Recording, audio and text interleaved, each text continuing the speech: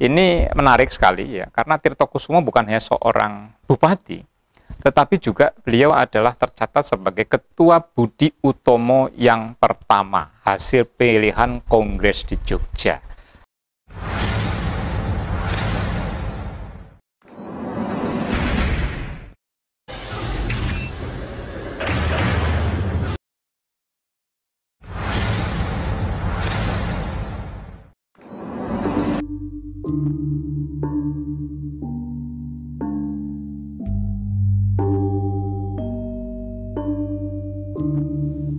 Perjalanan tim Lentera Senja masih terus mencoba mengungkap jejak-jejak sejarah yang pernah tertulis di bumi Kabumian. Kali ini tim menuju ke Kecamatan Karanganyar, di mana Kecamatan Karanganyar dahulu merupakan sebuah regenskap atau kabupaten.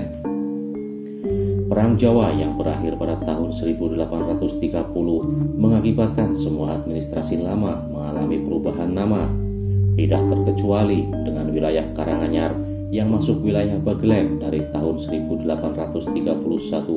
hingga tahun 1900, dan kemudian berganti lagi menjadi Karesidenan Kedu sampai dengan tahun 1935. Karanganyar dahulu itu adalah sebuah regenskap atau kabupaten. Semua dilatar belakangi dari peristiwa setelah berakhirnya Perang Jawa tahun 1830. Pada tahun 1831 nanti semua administrasi lama di wilayah Bagelen itu jadi kita harus tahu Bagelen dulu adalah wilayah paling luar daripada Kasultanan dan Kasunanan. Biasa disebut dengan mancanegara. Jadi Banyumas, Bagelen itu wilayah mancanegara. Nah, ketika Perang Jawa berakhir, semua wilayah administrasi lama itu akan mengalami perubahan nama.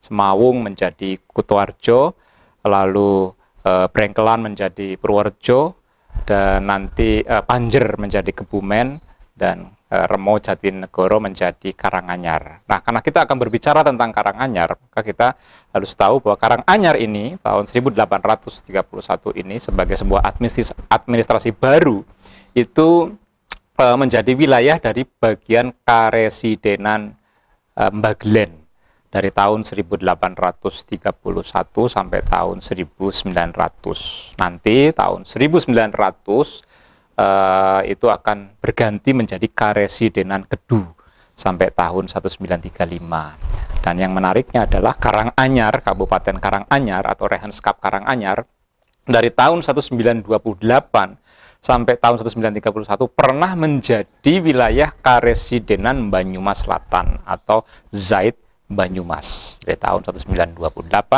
sampai tahun 1931. Regenskap Karanganyar pernah dipimpin oleh beberapa bupati sebelum akhirnya dipimpin oleh Tirtokusumo dan terakhir dilanjutkan oleh putranya yaitu Iskandar Tirtokusumo, di mana Tirtokusumo merupakan Ketua Budi Utomo yang pertama sesuai dengan hasil Kongres di Yogyakarta pada tahun 1908. Nah, Regenskap Karanganyar ini sangat luas sekali ya, dan dulu dipimpin oleh beberapa bupati. Ada Jayanegara, ada Kertonegoro, lalu Sukadis Kertonegoro, dan nanti Tirtokusumo, dan terakhir adalah Iskandar Tirtokusumo. Nah, yang paling banyak datanya itu adalah, maksud saya data yang dimaksud di sini adalah data di era kolonial. Dari penggalian-penggalian artikel-artikel koran di era kolonial ataupun majalah, jurnal, itu adalah Tirtokusumo dan Iskandar Tirtokusumo. Ini paling banyak datanya. Tirtokusumo ini menarik sekali ya, karena Tirtokusumo bukan hanya seorang bupati, tetapi juga beliau adalah tercatat sebagai Ketua Budi Utomo yang pertama hasil pilihan Kongres di Jogja. Ya, jadi beliau bukan pendiri tapi beliau adalah ketuanya ya pada tahun 1908. Di bawah kepemimpinan Tirtokusumo, Kabupaten Karanganyar banyak mengalami kemajuan. Di antaranya adalah di daerah Pejagoan dan Klirong misalnya, adalah pusat ekonomi pribumi seperti industri pengolahan serabut kelapa. Nah, di era Tirtokusumo ini juga banyak kemajuan-kemajuan yang telah dicapai di Karanganyar. Beberapa kemajuan yang perlu dicatat adalah bahwa wilayah-wilayah Karanganyar itu ya dulu itu seperti Pejaguan, lalu Klirong, itu masuk wilayah Karanganyar dulu. Jadi itu adalah wilayah under district daripada Karanganyar atau kecamatannya masuk Karanganyar. Nah, di wilayah-wilayah seperti Pejaguan, Klirong itu dulu adalah pusat-pusat ekonomi pribumi orang-orang Jawa di dalam membuat serabut kelapa. Ya, jadi kalau kita atau benang-benang yang tambang-tambang yang terbuat dari serat kelapa, klaper pezel atau klaper haren, itu banyak muncul di wilayah-wilayah Klirong, dan sampai hari ini pun masih ada terlacak ya di sejumlah tempat di Klirong yang masih mempertahankan industri-industri seperti itu walaupun kecil ya. Nah, jadi kalau tahu masa lalu kita akan melihat bahwa industri-industri itu ternyata berakar di era kolonial sudah ada itu ya. Saya ada foto-fotonya dan ada data-datanya, dan dalam satu laporan jurnal ya dikatakan jurnal tahun 1923 bahwa di Klirong dan di Pejaguan itu ada 23 desa yang menghasilkan benang-benang terbuat dari tambang-tambang terbuat dari serabut kelapa. Kegunaannya biasanya untuk pikulan, perdagangan ataupun untuk ternak ya, mengikat hewan. Nah, itu di era Tirtokusumo itu berkembang industri-industri industri-industri pribumi serabut kelapa.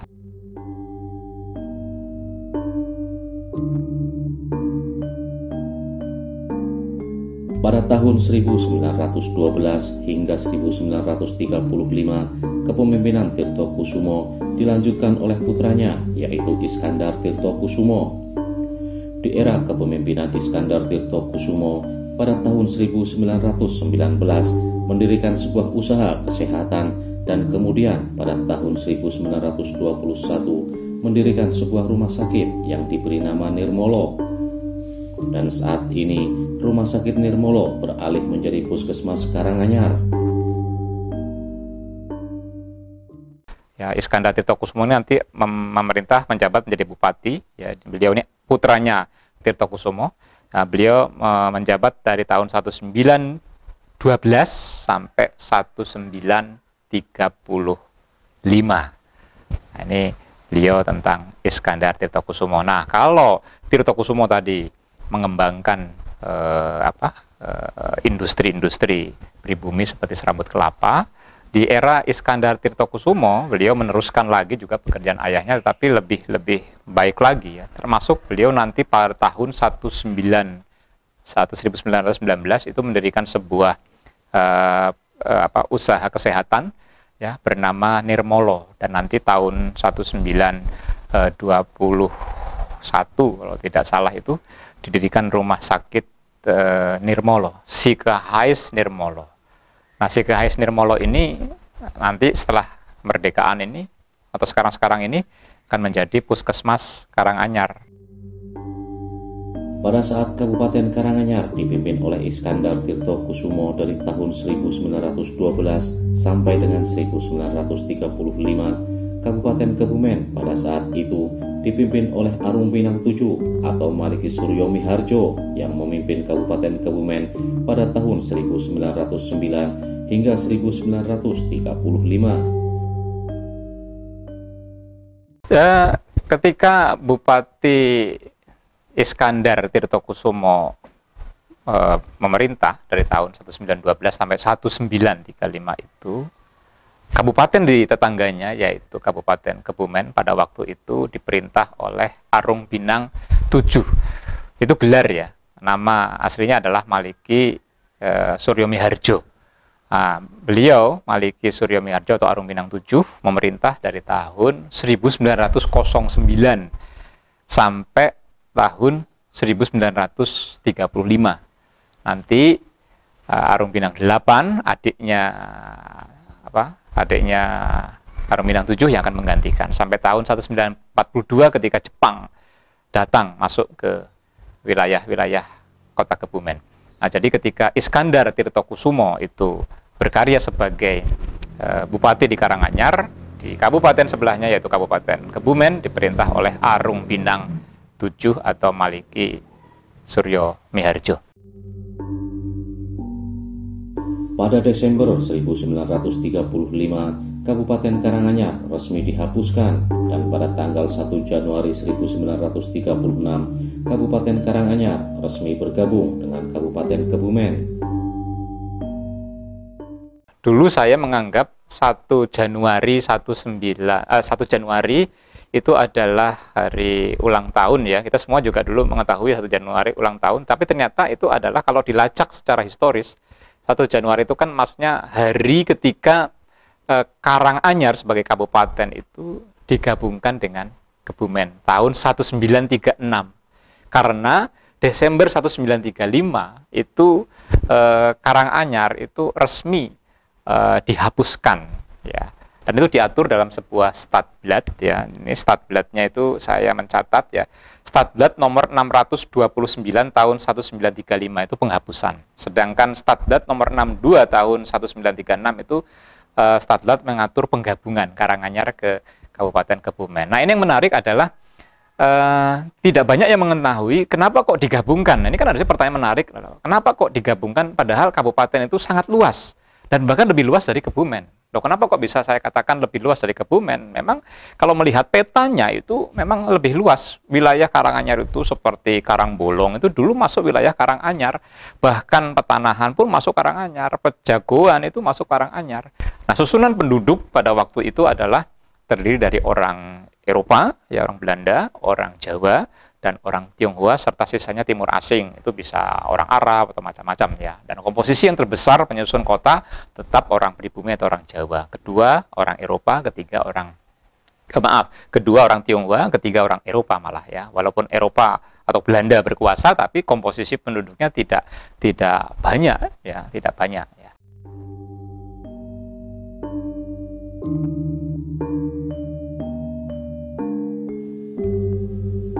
Krisis ekonomi dunia yang melanda pada Desember tahun 1935 telah mengantarkan Karanganyar pada akhir nasibnya sebagai Regenskap bersama Batang dan Purwokerto, di mana Batang digabungkan dengan Pekalongan, Purwokerto digabungkan dengan Banyumas, dan Karanganyar digabungkan dengan Kebumen.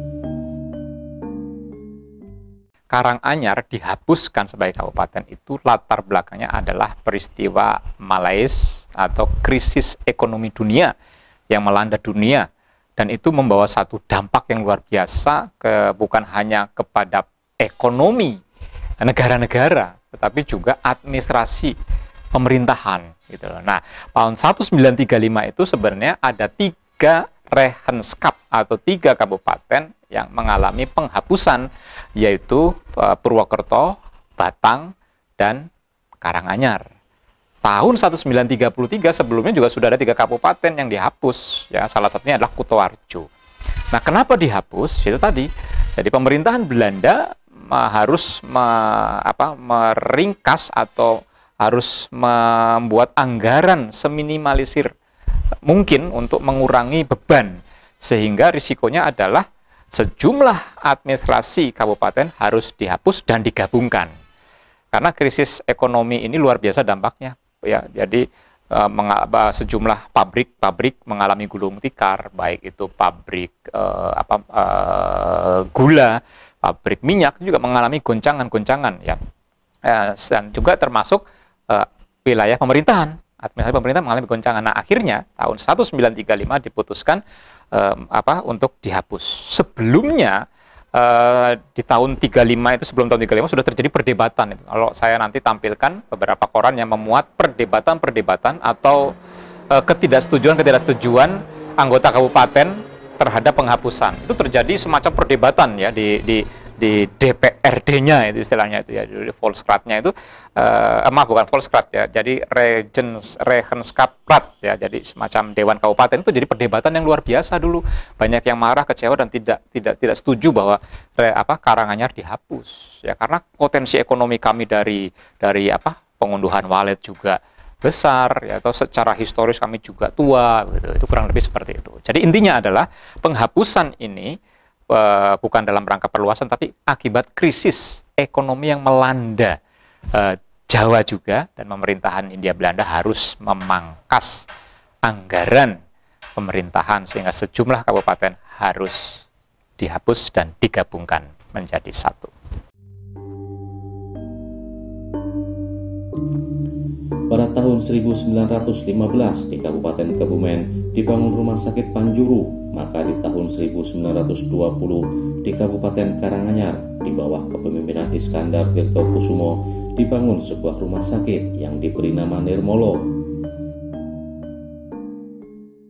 Sikehais Nirmolo adalah karya daripada dan inisiatif daripada Bupati Iskandar Tirtokusumo, putra daripada Tirtokusumo. Jadi kalau di Kebumen tahun 1915 itu didirikan Rumah Sakit Panjurung, Sikehais Panjurung, maka di Karanganyar, di Regenskap Karanganyar atau di Kabupaten Karanganyar, sebetulnya tahun 1920 itu nanti didirikan Sikehais Nirmolo. Sebetulnya organisasinya sendiri, asosiasinya sendiri didirikan menurut informasi sebuah koran, itu namanya Batavias Nieuwsblad 10 Juli 1925. Sebetulnya asosiasi Nirmolo sendiri didirikan 1 Januari tahun 1919. 1 Januari 1919. Namun peletakan batu pertama untuk rumah sakit ini baru dilakukan 3 Desember tahun 1922. Sementara pembukaannya dilakukan pada 15 Juni 1924 dan disusul Aula Wanita diresmikan 30 April 1925. Ini informasi dari koran Batavias Nieuwsblad 10 Juli tahun 1925. Jadi dalam artikel ini kita banyak mengetahui informasi-informasi penting terkait dengan pendirian dan maksud pendirian rumah sakit ini pada waktu pemerintahan Iskandar Tirtokusumo. Nama Rumah Sakit Nirmolo sendiri diambil dari sebuah tanaman yang ditanam oleh Tirtokusumo, ayah dari Iskandar Tirtokusumo. Dan Rumah Sakit Nirmolo ini bertujuan untuk memperkenalkan kepada warga pribumi dengan penyembuhan cara Eropa. Sementara itu, biaya pembangunan Rumah Sakit Nirmolo mencapai sekitar 90.000 florin. Penamaan Nirmolo sendiri dilatar belakangi dengan sebuah tanaman yang ditanam oleh ayahanda Iskandar Tirtokusumo di wilayah Karangbolong, yang tanaman itu bisa menyembuhkan penyakit. Tidak disebutkan jenis tanaman itu apa, tapi itu bisa menyembuhkan penyakit. Nirmolo. Nir artinya menyembuhkan, membuat tahir, ya, molo penyakit ya, atau mara bahaya. Sehingga dengan latar belakang penemuan itu maka dijadikan nama untuk rumah sakit, dan tujuannya adalah untuk memperkenalkan warga pribumi di Karanganyar dengan penyembuhan cara modern, yaitu dengan cara Eropa tentunya ya. Jadi penyembuhan dengan cara Eropa untuk masyarakat pribumi. Dan menurut Batavias Nieuwsblad juga kita mendapatkan sejumlah data-data penting lain, yaitu bahwa biaya pembangunan rumah sakit ini dijelaskan bahwa biaya konstruksi rumah sakit ditambah jumlah persediaan mencapai 90.000 florin, di mana pemerintah menyumbang sebesar 45.950 florin, sehingga yayasan membayar setengahnya. Nah, ini kisah daripada Sikehais Nirmolo yang asosiasinya sudah didirikan dari tahun 1919, tapi tahun 1920-21 mulai beroperasi. Dan mereka punya cabang-cabang yang bukan hanya di tempat ini. Jadi menurut berita-berita kolonial, mereka punya pos-pos kecil di Gombong, pos-pos kecil lain di Puring dan di Pejagoan yang juga terkoneksi dengan rumah sakit Nirmolo ini. Jadi kita bisa bayangkan di era kolonial, posisi yang sekarang ini adalah puskesmas, dulu adalah rumah sakit yang cukup disegani dan handal. Ya. Jadi kalau Kebumen punya Rumah Sakit Panjurung, dan itu diinisiasi oleh Badan Misi, Badan Pekabaran Injil Belanda, sementara Rumah Sakit Nirmolo ini justru diinisiasi oleh seorang bupati pribumi, bupati Jawa sendiri untuk kepentingan publik masyarakat di tempat ini. Selain Rumah Sakit Nirmolo yang saat ini dijadikan sebagai Puskesmas Karanganyar, peninggalan Bupati Iskandar Tirtokusumo adalah bangunan yang saat ini dijadikan kantor Kecamatan Karanganyar. Kecamatan Karanganyar ini sebetulnya dulu adalah sebuah kantor dan rumah daripada Bupati Iskandar Tirtokusumo dan juga Tirtakusumo dulu. Tidak ada yang tersisa yang bangunan-bangunan lama. Ini semua adalah bangunan baru, termasuk tempat saya duduk. Ini adalah sebuah pendopo kecamatan yang dibangun tahun 1992 ketika Bupati Kebumen pada waktu itu Bapak Amin Sudibyo, ya, dan ini diresmikan oleh Menteri Pak Martono, ya, Menteri Koperasi kalau tidak salah, ya, ini tempat ini. Jadi ini gedung baru buatan tahun 1992. Tapi ini adalah landscape wilayah ex Rehenskap Karanganyar atau Kabupaten Karanganyar. Dan di depan saya ini adalah alun-alun Karanganyar yang menjadi pusat kegiatan dan keramaian di era Kabupaten Karanganyar era kolonial pada waktu itu. Jika melihat sejarah silsilah dari Tirtokusumo, beliau adalah putra dari Bupati Madiun, dan sebelum menjabat Bupati Karanganyar, beliau pernah menjadi juru tulis di kantor Kehakiman Jawa Tengah, asisten Wetono, kepala jaksa dan patik di Magelang, dan pada tahun 1902 hingga 1912 menjabat sebagai Bupati Karanganyar, dan pada tahun 1908 menjadi Ketua Budi Utomo yang pertama. Kalau saya mengumpulkan beberapa data tentang Tirtokusumo dan Iskandar Tirtokusumo ini, beliau Tirtokusumo itu adalah dulu putra Bupati Madiun sebetulnya, ya, dan dia juga pernah menjabat juru tulis di Kehakiman Jawa Tengah, juga menjadi asisten Wedono, kepala jaksa dan patih di Magelang, dan menjabat sebagai Bupati Karanganyar dari tahun 1902 sampai 1912. Dan pada tahun 1908 beliau menjadi Ketua Budi Utomo yang pertama. Tidak banyak buku yang mengulas tentang kiprah beliau menjadi Ketua Budi Utomo, tapi ada satu buku yang dapat kita lacak, yaitu buku karya Akira Nagazumi yang menulis tentang Budi Utomo. Nama beliau disebutkan di situ, ya, sebagai Bupati Karanganyar. Keterpilihan beliau tentu saja tidak dijelaskan sih, tetapi kita bisa melihat bahwa dengan keterpilihannya beliau berarti beliau punya prestasi yang cukup diperhitungkan, karena memang beliau juga seorang ahli pertanian dan pendiri lumbung desa di Karanganyar ini, dan juga sering terlibat di dalam usaha-usaha peningkatan ekonomi pribumi. Bahkan yang tidak banyak masyarakat ketahui bahwa beliau adalah pendiri Koperasi Sedia Maju, yang nanti Koperasi Sedia Maju itu menjadi sebuah perusahaan juga minyak, ya. Jadi ada Ovaldo itu perusahaan minyak tapi milik orang Belanda, ya, masih di Karanganyar ini juga, ya. Tetapi Sedia Maju ini adalah dari pribumi Jawa, yaitu Tirtokusumo sendiri yang mendirikan perusahaan ini, ya, untuk menolong masyarakat memberdayakan hasil-hasil kelapa menjadi minyak nanti. Nah, ini Sedia Maju, ya. Dan dalam berita kewafatannya di Telegraf 7 November 1924 itu disebutkan Tirtokusumo disebut sebagai Merhwardigeman, pria yang luar biasa. Nah, ini sekilas tentang Tirtokusumo, ayahanda Iskandar Tirtokusumo yang menjadi Bupati Karanganyar sekaligus Ketua Budi Utomo pada waktu itu. Adapun mengenai Iskandar Tirtokusumo, beliau dilahirkan di Bogor dan pernah juga menjadi koresponden pada harian perniagaan di Batavia, juru tulis, dan menjabat sebagai Bupati Karanganyar pada tahun 1912 sampai 1935. Selain itu, Bupati Iskandar Tirtokusumo juga dikenal sebagai orang yang mahir berkuda. Adapun mengenai Iskandar Tirtokusumo, ini saya juga mengumpulkan dari beberapa data di era kolonial. Ya, beliau lahirnya di Bogor, di Buitenzorg atau Bogor, dan pernah bekerja sebagai koresponden pada harian perniagaan di Batavia.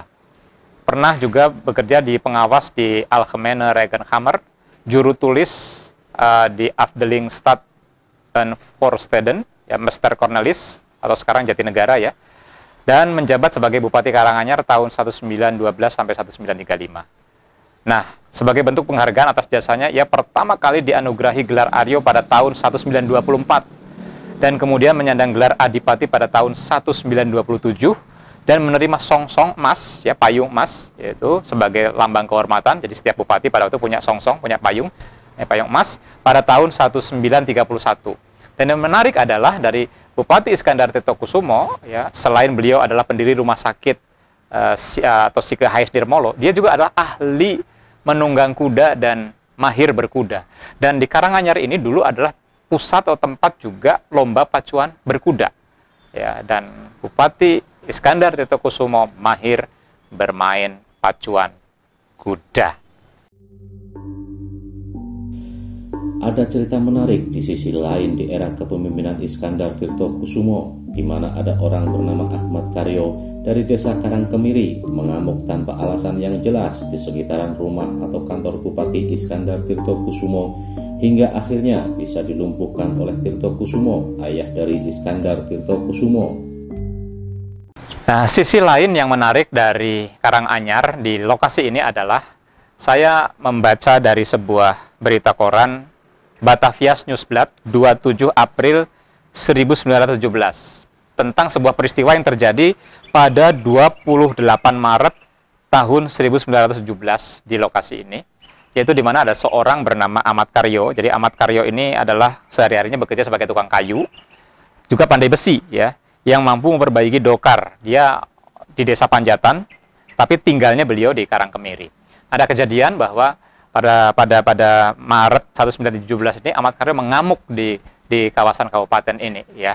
Bahkan dia sempat melukai Letnan Doren. Letnan Doren ini adalah ipar daripada Iskandar Tirtokusumo, ya, tetapi berhasil berkelahi dengan Letnan Doren, tapi juga akhirnya berhasil dilumpuhkan oleh Tirtokusumo. Padahal Tirtokusumo pada waktu itu sudah pensiun sebagai bupati, tapi beliau adalah ahli. Di dalam koran itu ahli main silat, ya. Jadi berhasil dilumpuhkan Ahmad Karyo ini. Dan ketika Bupati Iskandar Tirtokusumo datang, ia mengacungkan senapan untuk menghentikan aksi daripada Ahmad Karyo ini. Jadi beliau mengamuk, membawa kelewang, berteriak-teriak. Nah, hanya di koran itu tidak jelas latar belakang kemarahannya itu memang simpang siur. Ada yang mengatakan dia itu gila karena terlalu banyak belajar ilmu. Ada yang mengatakan dia kecewa karena pilihan lurahnya itu tidak terpilih, sementara kepala desa yang terpilih itu adalah diintervensi oleh bupati yang sekarang menjabat pada waktu itu 1917, yaitu Iskandar Tirtokusumo. Memang tidak jelas disebutkan latar belakang simpang siur, ya, latar belakang mengamuknya Ahmad Karyo. Tapi ini ada kisah menarik, ya. Di sisi lain ada sebuah kisah-kisah yang terekam di tahun 1917 di tempat ini, yaitu mengamuknya Ahmad Karyo yang bekerja di Desa Panjatan tetapi berasal dari Desa Karangkemiri.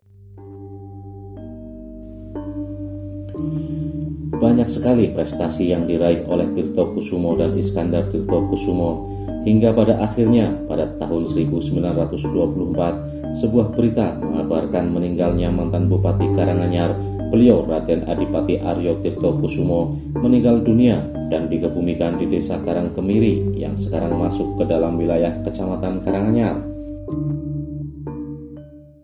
Sebuah berita yang menarik dilaporkan di dalam berita Algemeen Handelsblad voor Nederlands Indi tanggal 4 bulan 11 1924. Ini menceritakan tentang kewafatan daripada Tirtokusumo.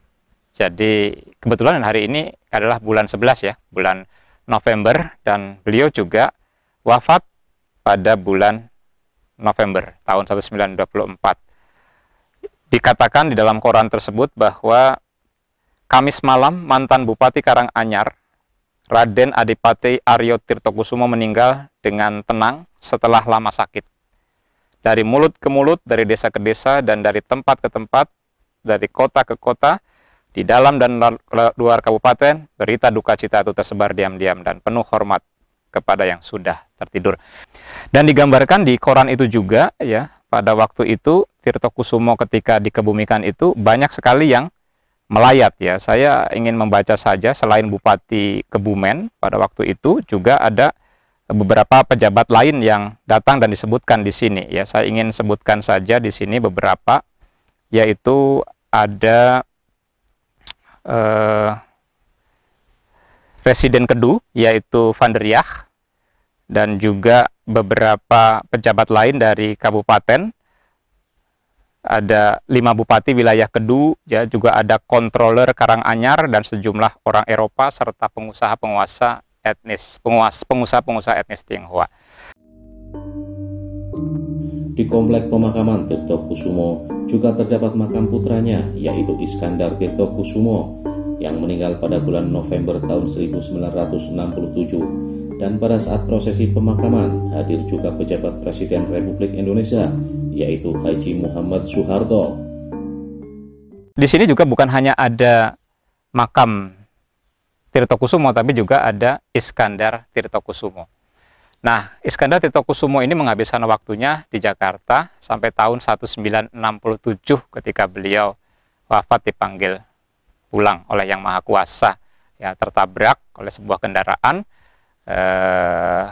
dan beliau waktu meninggal juga ada yang layat salah satunya adalah pejabat Presiden Soeharto. Itu dilaporkan oleh sebuah koran namanya Antara, ya. Dan saya memiliki sebuah foto dari keluarga di mana ada pejabat Presiden Soeharto melayat ke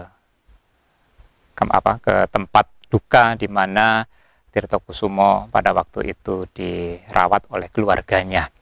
Dan bulan daripada meninggalnya Iskandar Tirtokusumo ini sama dengan ayahandanya, yaitu jatuh pada bulan November. Jadi kalau ayahandanya meninggal bulan November 1924, sementara Iskandar Tirtokusumo bulan November tahun 1967. Dan di tempat inilah mereka beristirahat untuk selamanya. Demikian sekilas sejarah Kabupaten Karanganyar yang sekarang menjadi Kecamatan Karanganyar, Kabupaten Kebumen. Nantikan kisah-kisah selanjutnya masih di Lentera Senja.